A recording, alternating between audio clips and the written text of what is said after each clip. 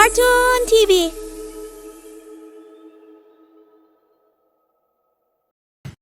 बड़बड़ाती जिठानी। सिम्मी की शादी एक जॉइंट फैमिली में होती है जहां उसके पति राकेश के चाचा चाची भी साथ रहते थे। उनकी बहू मेघा सिम्मी की जिठानी लगती थी।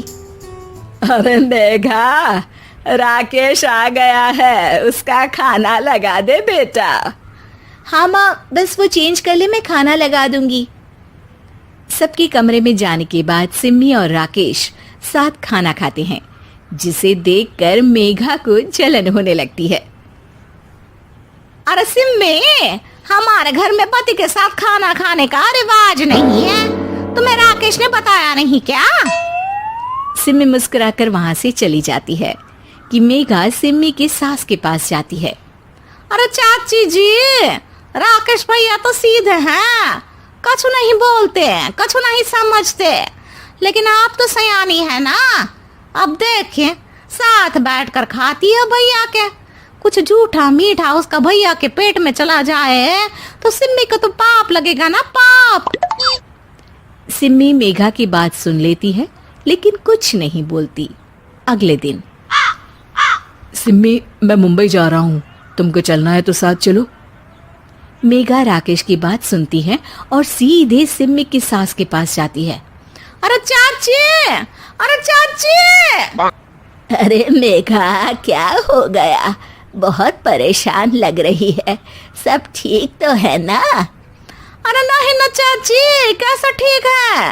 राकेश भैया मुंबई जा रहे हैं, आप तो जानती हैं कितने सीधे हैं, इतनी दूर जा रहे हैं, कहीं कुछ हो न जाए। अरे नहीं नहीं, मैं नहीं जाने दूंगी उसे। अरे सिम्मी, पता चला है कि राकेश मुंबई जा रहा है। ना बेटा ना, वो नहीं जा सकता। अरे माँ, उन्हें ऑफिस के काम से जाना था, लेकिन आपको तो पता है ना, उन्हीं दिनों मेरे मायके में शादी है, तो वो अपनी जगह किसी और को भेज रहे हैं। अच्छा अच्छा, तो फिर ठीक है। सिम्मी समझ जाती है कि मेघा ने सास के कान भरे हैं। वो सास से कहती है, माँ जी, लेकिन हम दोनों कुछ दिनों के लिए मसूरी जा रहे हैं। आप तो जानती हैं कि शादी के बाद हम कहीं नहीं गए। अच्छा अच्छा, ठीक है, जाओ घुमाओ। सास वहां से चली जाती है। सिम्मी अपने कमरे में कपड़े पैक कर रही होती है कि तभी मेघा आ जाती है। अरे गर्मी में सर्दी के कपड़े काहे पैक कर रही हो?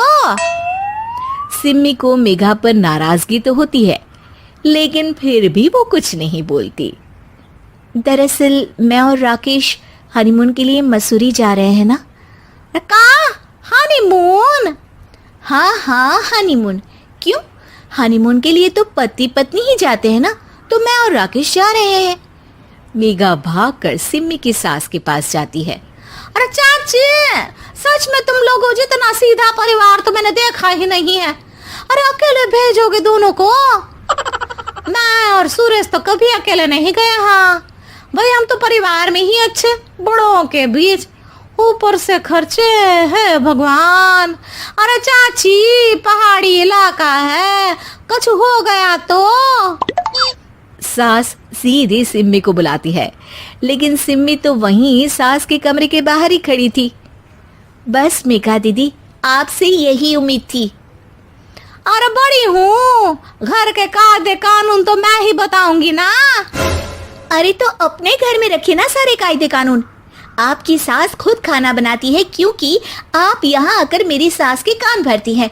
आपका पति हमेशा खुद खाना लेकर खाते हैं, क्योंकि आप मेरे घर में ये देखने के लिए बैठी रहती हैं कि मैंने और राकेश ने साथ खाना खाया तो खाया कैसे।